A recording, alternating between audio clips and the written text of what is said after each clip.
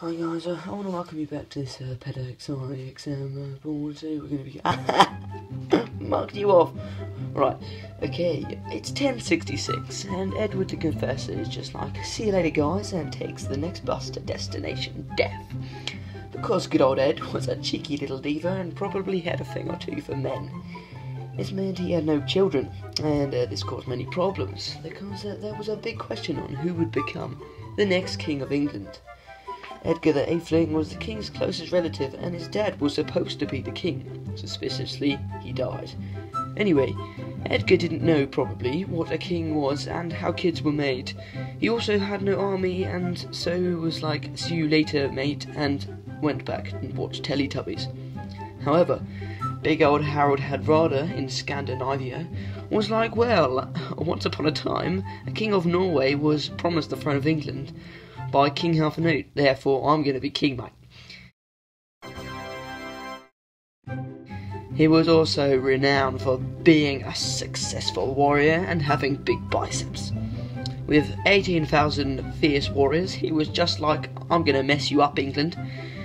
Harold Godwinson was a popular bloke, and his sister Edith was married to dead Ed. He was like a connection, yes. I'm king. He claims also that on his bed, not yet dead, but Ed said, you know, Harold, like, mate, do you want to be king, like? And yeah, he was like, yeah, nah, I'm going to be king, mate, and so he was very happy.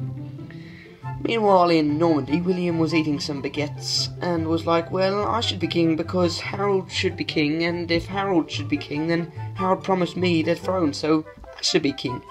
Despite this, William could only give the gift of the throne by the Witan, and so on the 6th of January 1066, William was mugged right off, and Harold became King of England. William was like, damn it, and ate some more baguettes, but then was like, actually, nah, mate, you promised me to be king, and Harold was like, nah, I'm good, mate. But Will was like, well, nah, mate, give me the crown because you said I could have it. But Harold was like, nah. So William was like, well, your funeral, mate. I've got like some big bad boy army of like 30,000 men, so screw you. And with that, he ate some more baguettes and drank a pint. William was ready to take off, but British weather was like, haha, screw you, mate.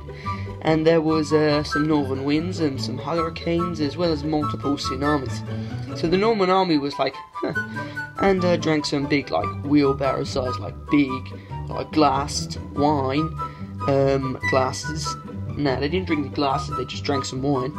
And then they ate some baguettes. And up in the north, Harold Hardrada was like, boys, our time has come, and so they got like some badass 300 ships taking 10,000 men across to Scotland, picking up some boys on the way, and Tostig Godwinson was also there. He was like an exiled brother or something of Harold Godwinson, and so it was like, yeah, actually, no, I want to come back to England, mate, and rule the north like he used to, mate, so he came back to anyway. Alright, times were good.